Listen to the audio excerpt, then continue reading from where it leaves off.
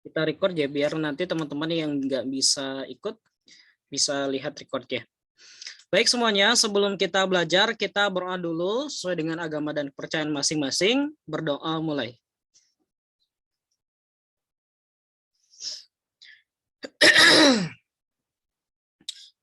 Oke, baik kita mulai. Nah, jadi di materi ikatan kimia itu biasanya ada pertanyaan geometri molekul teman-teman sekalian ya. Jadi biasanya selalu ada pertanyaan geometri molekul. Nah, kemudian bagaimana cara menentukan geometri molekul? Nah, itu bisa kita tentukan dengan notasi Vesper namanya. PSE-PR. Nah, kenapa namanya PSE-VR? Nah, ini sebenarnya teori V itu valence, S-nya itu cell, kemudian E-nya itu elektron, P-nya pair, ini repulsion ya, repulsion. Gitu. Jadi ini sebenarnya teori pasangan elektron gitu, ibaratnya begitulah. Nah, itu notasi Vesper namanya. Nah, kemudian yang penting yang harus teman-teman ketahui adalah, nah, dalam notasi Vesper itu ada yang kita sebut dengan A dan ada yang kita sebut dengan X. Nah, A itu apa sih? A di sini adalah atom pusat. Gitu ya. Jadi A itu adalah atom pusat. Atom pusat adalah atom dengan jumlah terkecil. Nah, kalau kita perhatikan, di sini kan ada atom nitrogen dan ada atom hidrogen. Nitrogen itu indeksnya cuma ada 1, sedangkan hidrogen indeksnya adalah 3. Maka yang sedikit ini kita sebut dengan A atom pusat, atau kita notasikan sebagai A. Sedangkan hidrogennya sendiri, ini kita sebut dengan atom berikatan. Gitu ya. Atom yang berikatan atau atom ikatan juga boleh. Gitu ya. Nah, sehingga notasi Vesper dari AXNH3 itu adalah AX3. Nah, gitu ya. Jadi notasi Vespernya adalah AX3. Nah, gitu ya. Jadi yang pertama yang harus kalian tahu adalah AX3-nya dulu nih.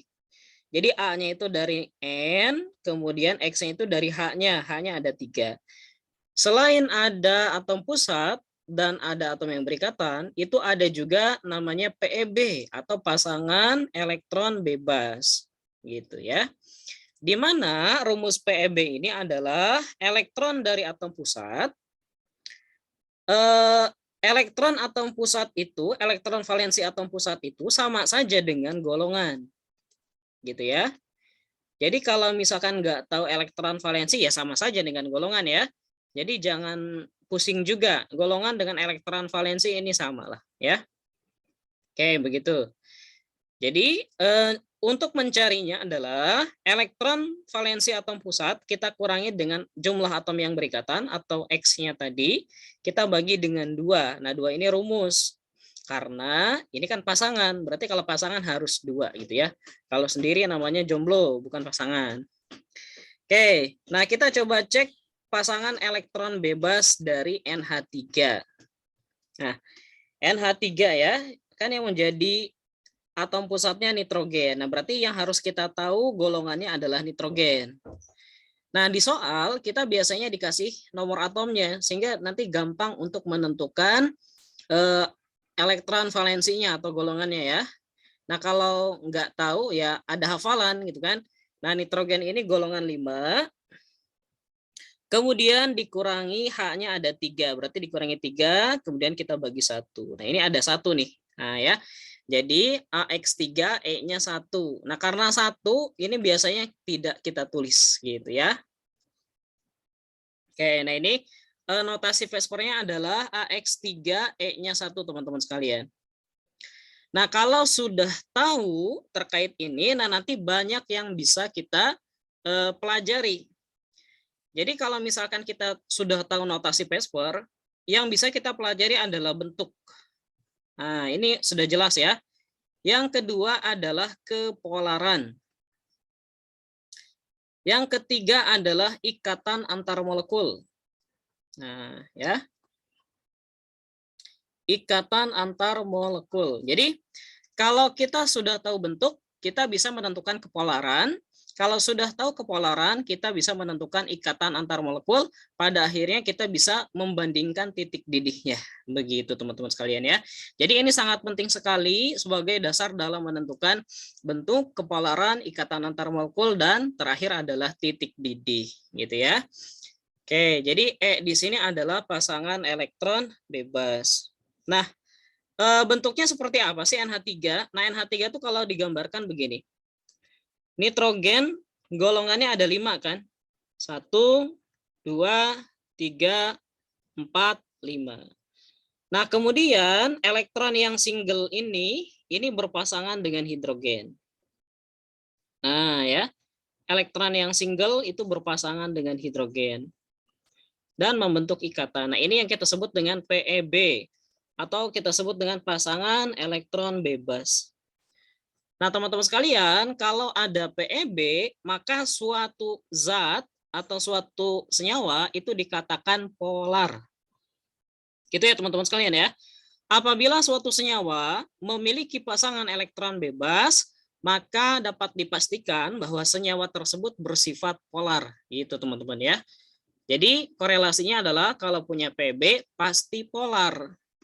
Nah, tapi ada pengecualian nanti. Nah, pengecualiannya cuma 2 senyawa saja nanti. Oke, jadi seperti itu. Kita lanjutkan. Baik, ada pertanyaan dulu nggak kira-kira? Khawatirnya ada yang masih belum paham nih cara menentukan notasi Vesper. Oke, ini. Aman, Kak. Aman, Kak? Oke, Haikal aman. Yang lain silahkan. Fayat, Izin ada bertanya, pertanyaan Kak. Fayat? Kak, saya mau Halim, nanya. ya. Halim, gimana? Ada pertanyaan? Tadi apa satu PB itu dihitung ini ya Kak, apa ketika ada satu pasang elektron valensi kan apa bukan satu elektron valensi jadi sepasang ya? Oke, 2 titik sepasang, tadi berarti. betul. Jadi contoh Oh yang iya. barusan adalah NH3 nih. Nah, NH3 tuh PEB-nya begini nih. Nah, ini pasangan nih. Jadi PEB itu PEB, pasangan elektron bebas. Jadi ada berapa elektron? Ada 2 elektron. Itu kita sebut dengan PEB. Jadi pasangan dari elektron. Artinya ada 2 elektron gitu ya. Nah, kalau ada PEB, nanti dapat dipastikan bahwa suatu senyawa itu bersifat polar. Gitu teman-teman ya. Oke, bagus pertanyaannya Halim. Yang lain silakan kalau ada pertanyaan. Ini yang perempuannya ada 2 orang ya, ada Wawa dan Dela ya, benar gak sih? Oke, Dela ada pertanyaan, Dela silahkan kalau ada pertanyaan. Kalau nggak ada berarti aman ya. Oke, kita anggap aman aja lah ya. Baik teman-teman, kita lanjutkan. Aman kah? Oke, Fayat aman. Kita lanjutkan nih teman-teman sekalian. Nah, kita lanjutkan ke sini nih. Oke, baik. Nah, jadi yang harus teman-teman ingat adalah ini nih. Nah, ya. Jadi hubungan antara notasi Vesper dengan bentuknya. Jadi kalau AX2 itu bentuknya linier. Ini memang harus dihafalkan karena nggak ada nggak ada hafalan khusus gitu ya. Jadi mau tidak mau harus dihafalkan. Tapi tidak semua harus dihafalkan. Ada beberapa yang sering muncul dan ada yang nggak pernah muncul gitu ya. Nah, jadi kalau AX2 ini linier, kalau AX3 ini trigonal datar, ya. Nah, yang paling sering muncul itu adalah yang ini biasanya, AX. Nah, ya. Kemudian nah, ini juga sering muncul nih. Oke. Nah, gitu ya. Nah, ini biasanya yang sering muncul. Gitu ya. Jadi nggak perlu semua dihafal, apalagi yang awal-awal ini jarang biasanya. Nah, yang sering itu dari AX4 ke bawah. Ini sering nih. Nah, gitu ya. Nah, teman-teman sekalian, seperti yang tadi saya sampaikan, apabila suatu senyawa memiliki PEB, maka dipastikan dia akan bersifat polar. Jadi kalau kita analisis, nah untuk yang ini, AX2, ini pasti dia sifatnya adalah non-polar, teman-teman. Kenapa nonpolar? Karena tidak ada PeB. Nah, jadi semua yang tidak ada PeB, nah ini,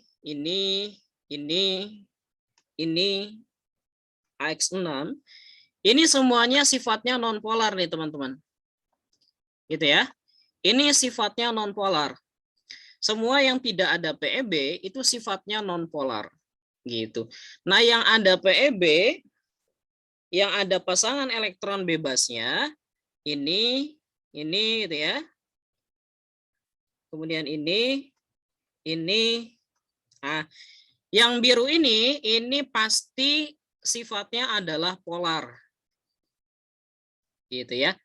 Jadi kita ambil kesimpulan, semua yang tidak ada PeB pasti bersifat nonpolar. Semua yang ada PeB pasti polar kecuali. Nah, ini ada pengecualian nih. Nah, yang pengecualian adalah ini nih. Nah, AX4E3 dan AX4E2.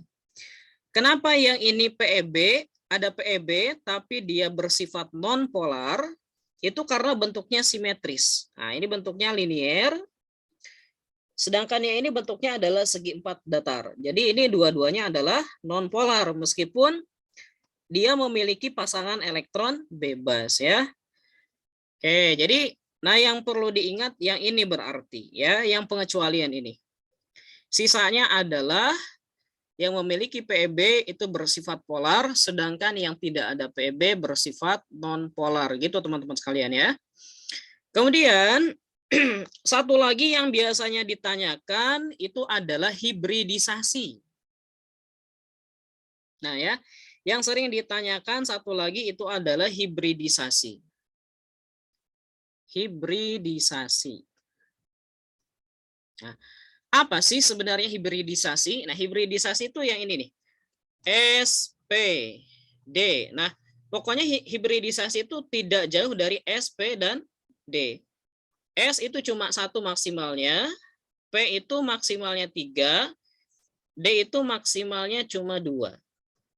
Nah, jadi hibridisasi itu bisa SP saja, bisa SP2, bisa SP3, bisa SP3D, bisa SP3D-nya 2. Nah, ini macam-macam hibridisasi ya. Nah, jadi begini hibridisasi itu. Jadi hibridisasi itu bisa SP, bisa SP2, SP3, SP3D, SP3D-nya 2.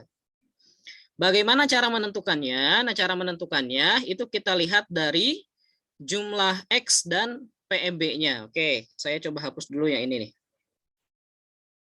Oke ya. Bagaimana cara menentukan hibridisasi? Nah, caranya begini. Kita lihat yang ini nih. Di sini X-nya ada 2, nah teman-teman. Nah, maka hibridisasi yang betul adalah SP. Kenapa demikian? Jadi S itu kita anggap 1, P-nya 1, maka ini jumlahnya jadi 2 gitu. Gitu ya. Nah, lihat nih, ini jumlah X-nya ada 3. Gitu ya. Maka hibridisasinya adalah S-nya 1, P-nya 2. Nah, ini kan kalau di total jadi 3 nih. S-nya 1, P-nya 2, di total jadi 3 gitu. Oke, kita kasih yang lebih sulit, misalkan AX5. Apa hibridisasinya? Maka hibridisasinya adalah S, P-nya 3, kemudian D. Ini kalau kita totalin jadi 5 nih. S-nya 1, P-nya 3, D-nya 1. Total jadi 5 nih. Gitu. Terus kalau misalkan yang ini nih. X-nya ada 3, tapi E-nya ada 2. Nah, ini tetap, ini hibridisasinya adalah SP-nya 3, D-nya 1 ya. Kalau AX6 berarti hibridisasinya, kalau AX6 hibridisasinya adalah S-nya 1, P-nya 3, D-nya 2. Nah, ini adalah macam-macam hibridisasi teman-teman sekalian ya. Untuk hibridisasi seperti itu, yang jelas S itu cuma 1, P itu bisa P1, P2, P3. Kalau lebih itu bisa D dan D-nya 2. Ya, gitu ya. Ini kalau total jumlahnya 2, ini jumlahnya 3, ini jumlahnya 4, ini jumlahnya 5, dan ini jumlahnya 6. Gitu. Ini macam-macam hibridisasi. Jadi kalau sudah tahu notasi Vesper, nanti teman-teman bisa menentukan hibridisasi juga. Oke, baik. Seperti itu teman-teman sekalian. Nah, Kita coba lihat apakah ada contoh yang bisa kita kerjakan ya. Oke. Nah, baik teman-teman sekalian, kita lihat ini ada contoh seperti ini. Diketahui atom P memiliki elektron terakhir dengan harga keempat bilangan kuantum, N-nya 3, P-nya 1, M-nya +1, dan S-nya +1/2. Atom P berikatan dengan atom Q dengan Z9. Nah, gitu ya teman-teman. Oke, jadi tadi kalau kita ingin menentukan bentuknya, pertama kita harus tahu notasi Pespernya dulu teman-teman. Nah, untuk menentukan notasi Pesper, maka kita harus tahu dulu rumusnya dulu. Nah, ya. Yang harus kita lakukan adalah kita tentukan dulu rumus molekulnya bagaimana. Gitu ya. Oke.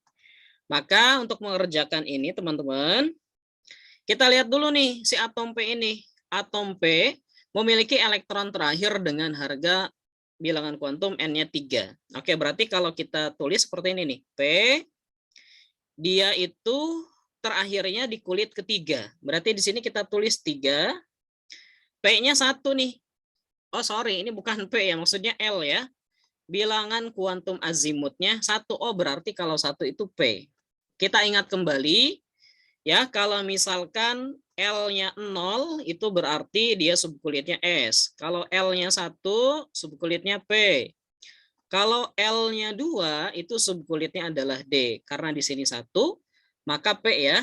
Nah, teman-teman, P itu kan kamarnya atau orbitalnya cuma ada 3, yaitu -1, 0, dan +1. Gitu, teman-teman. Nah, di sini kita dikasih tahu bahwa bilangan kuantum magnetiknya adalah +1. Maka bisa dipastikan bahwa terakhirnya adalah di sini nih. Nah, terakhirnya di sini. Kita lihat S-nya. Oh, S-nya +1/2, maka terakhirnya ke atas seperti ini. Oke, jadi konfigurasinya adalah begini nih, 3 saja. Tapi kalau di sini S-nya adalah -1/2, maka nanti konfigurasinya begini. Nah, gitu ya. Kalau misalkan dia konfigurasinya di sini -1/2, tapi karena +1/2, maka isinya cuma 3 teman-teman. Jadi di sini 3P3. Jadi kita buat nih 1S2, 2S2, 2P6, 3S2, 3P3. Nah, maka dari sini teman-teman kita bisa tahu bahwa P ini adalah golongan ini nih. 3 kita tambah 2, berarti golongan 5. Nah, golongan 5A ya. Kemudian tadi Q.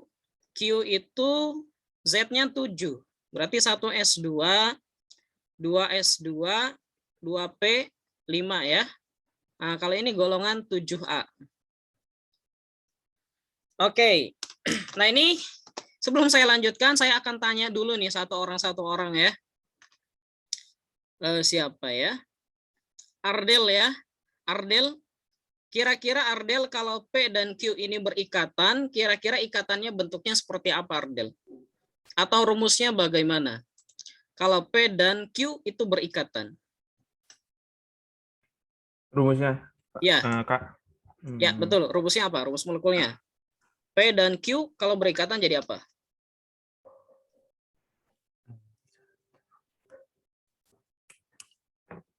Apa ya? Itu 27, 7, 28. Yang jadi A-nya yang Q-nya, Kak. Oke. Pertama jadi dulu. P ini kan golongan 5 nih. Ya. P itu golongan 5. Nah, maka yang harus kita tahu P ini akan menjadi minus kan? Jadi gini, aturannya yang lain ya, kita coba bahas. Kalau golongan 1 sampai golongan 3 itu akan menjadi positif ya. Kalau golongan 4 sampai dengan golongan 5 itu akan jadi negatif. Nah, negatif ini mengikuti 8 teman-teman. Jadi kalau golongan 1 ya +1, golongan 2 +2, golongan 3 +3 gitu ya. Nah, tapi kalau misalkan dia golongan 4, kok 8? Golongan 4 sampai dengan 8, bukan 5 ya. Golongan 4 sampai 8, itu akan menjadi negatif mengikuti 8. Karena 8 itu kan oktet ya. Nah, jadi si P ini kan golongan 5. Maka untuk menjadi 8, dia butuh 3. Gitu ya. Maka di sini jadi minus. P-nya minus, 3 minus gitu. Sedangkan Q ini golongan 7. 7 ke 8 itu butuh 1. Maka Q itu akan min 1 gitu. Oke. Bagaimana yang lain? Bisa paham? Gitu ya. Jadi karena dia golongan 5, 5 ke 8 itu butuh 3. Sehingga minusnya 3 gitu teman-teman ya. Sedangkan ini karena golongan 7, 7 ke 8 itu butuh 1, maka minus 1. Jadi kalau P-nya 3, kemudian Q-nya min 1, maka kalau terbentuk ini jadi PQ3. Nah gitu ya. Nah tadi yang sudah menjawab Rizky dan juga Haikal, betul jawabannya. Jadi rumusnya adalah PQ3. Jadi ini kali silang nih teman-teman. Jadi 3-nya ke Q, 1-nya ke P. Jadi PQ3. Nah, PQ3 ini ikatannya adalah ikatan kovalen karena dua-duanya negatif atau dua-duanya non-logam. Oke, jadi seperti itu ya. Jadi urutannya begitu ya, teman-teman. Kita harus tahu dulu dia golongan berapa, kemudian kita tentukan rumus molekulnya, baru kita menentukan A dan juga X-nya. Nah, P ini dia akan bertindak sebagai A, Q dia akan bertindak sebagai X. Sehingga rumusnya adalah AX3. Nah, selanjutnya kita tinggal menghitung PEB atau pasangan elektron bebas ya. PEB atau pasangan elektron bebas adalah elektron valensi dari P atau golongan dari si P ini. Nah, golongannya golongan 5. Kita kurangi dengan jumlah X-nya ada 3. Nah, kita bagi dengan 2. Jadi 1 nih. Sehingga rumusnya adalah AX3E. Nah, AX3E ini apa? Nah, tadi kita sudah hafalkan ya. Bentuknya adalah segitiga piramida. Gitu ya. Jadi urutannya begitu. Yang harus teman-teman tahu adalah caranya ya. Urutannya bagaimana. Jadi bentuknya adalah segitiga piramida. Oke, silakan yang mau bertanya. Ardel, kira-kira bisa difahami Ardel? Paham, Kak? Oke. Paham. Yang lain boleh kalau mau bertanya sebelum kita lanjutkan. Oke. Aman. Adi, ada pertanyaan Adi? Bagus.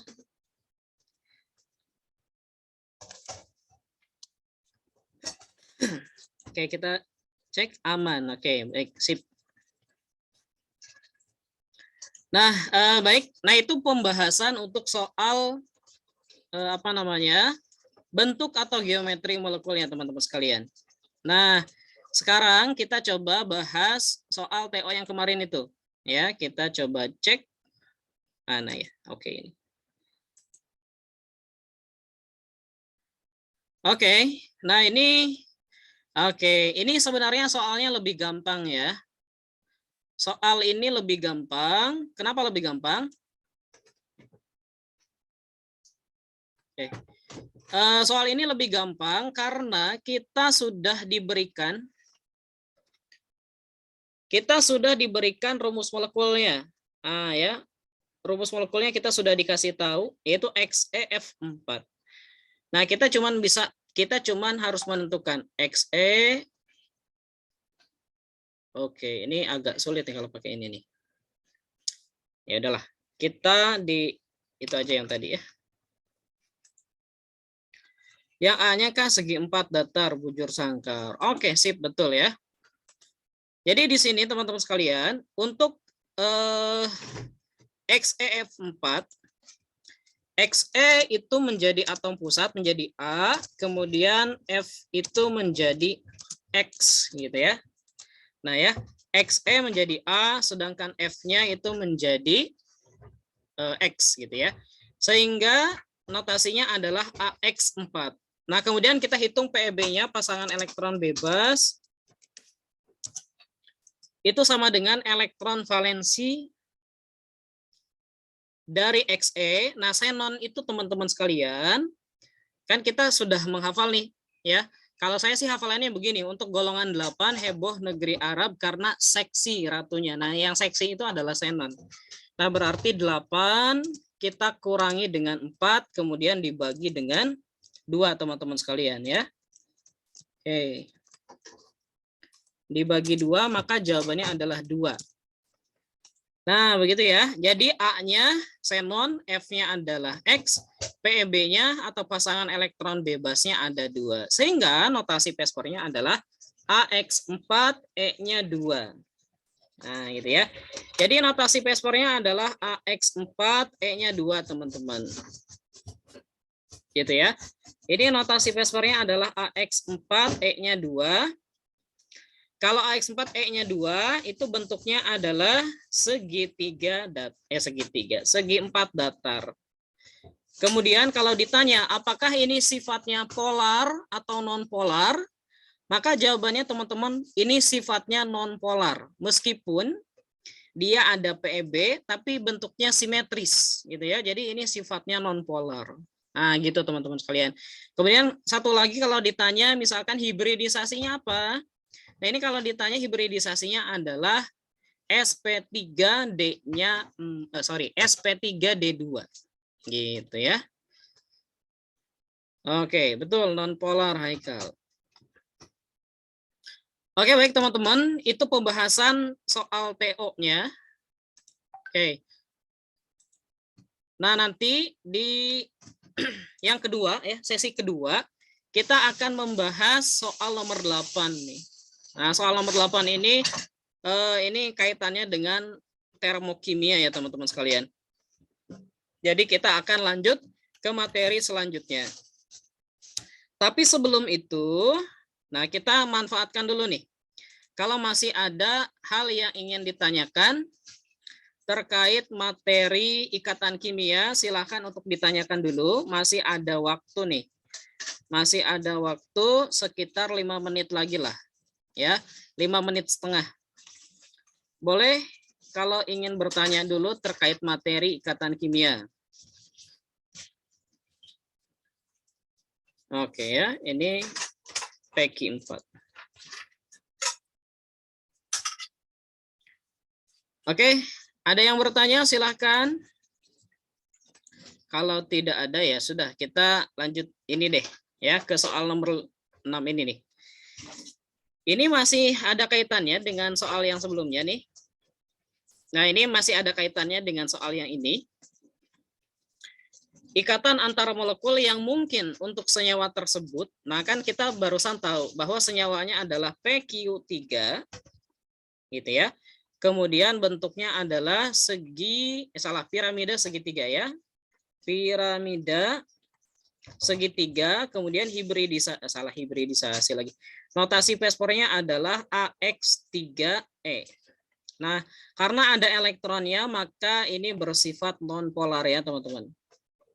Nah, untuk ikatan antar molekul, itu secara umum ada 3 nih. Yang pertama adalah gaya London. Yang kedua adalah ikatan dipol-dipol. Kemudian yang terakhir, yang ketiga, itu adalah ikatan hidrogen. Nah, mana yang paling kuat? Yang paling kuat jelas adalah ikatan hidrogen, teman-teman. Itu yang paling kuat. Iya benar. Salah. Kok ini non-polar? Salah, nonnya nggak ada ini ya. Ini bersifat polar. Nah, maka kalau misalkan sifatnya non-polar, ikatan yang mungkin adalah dipol-dipol. Jadi gini, aturannya begini. Kalau dia sifatnya non-polar, maka ini gaya London. Jadi gaya London ini gaya untuk molekul atau senyawa non-polar. Ini untuk senyawa polar. Nah, ikatan hidrogen itu untuk senyawa polar yang punya atom H dengan oksigen, atau H dengan F, atau H dengan N. Nah, biasanya orang ngafalinnya handphone gitu ya. Nah, gitu. handphone itu. Jadi dia polar tapi punya ikatan H dengan O, atau dia polar punya ikatan H dengan F, atau dia polar punya ikatan H dengan N. Contohnya adalah H2O, kemudian NH3, dan yang terakhir adalah HF. Ini contohnya, contoh yang punya ikatan hidrogen. Kalau kita urutkan, ini yang paling kuat adalah ikatan hidrogen, teman-teman. Jadi ikatan yang paling kuat adalah ikatan hidrogen, kemudian dipol-dipol, kemudian gaya London. Nah, ini kaitannya nanti dengan titik didih. Jadi kalau ada pertanyaan, mana yang titik didihnya lebih besar? Tentunya yang memiliki ikatan hidrogen. Gitu ya. Jadi antara senyawa nonpolar dengan senyawa polar, mana yang titik didihnya lebih besar? Ya senyawa polar gitu teman-teman ya. Jadi seperti itu pembahasannya. Maka jawaban yang tepat adalah dipol-dipol teman-teman gitu ya. Jadi yang mungkin adalah dipol-dipol.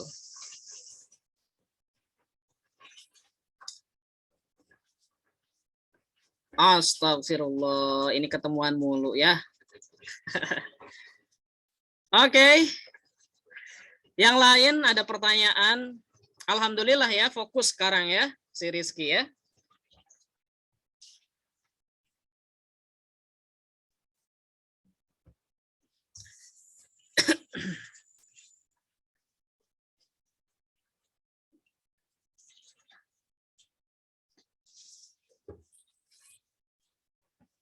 Oke, siapa yang belum aman nih? Bilang ya, bilang aja, nggak apa-apa, nggak usah malu kalau ada yang belum paham, teman-teman. Oke, kalau nggak ada, kita itu dulu, kita matikan dulu, nanti langsung bergabung lagi aja, join lagi, karena waktunya tinggal 1 menit lagi nih, teman-teman. Nah, nanti di sesi 2 kita lanjutkan ke materi termokimia, teman-teman sekalian ya. Kita akan bahas secara detail bagaimana cara untuk mengerjakan soal-soal termokimia. Oke, baik semuanya. Kita stop dulu ya. Nanti langsung join lagi.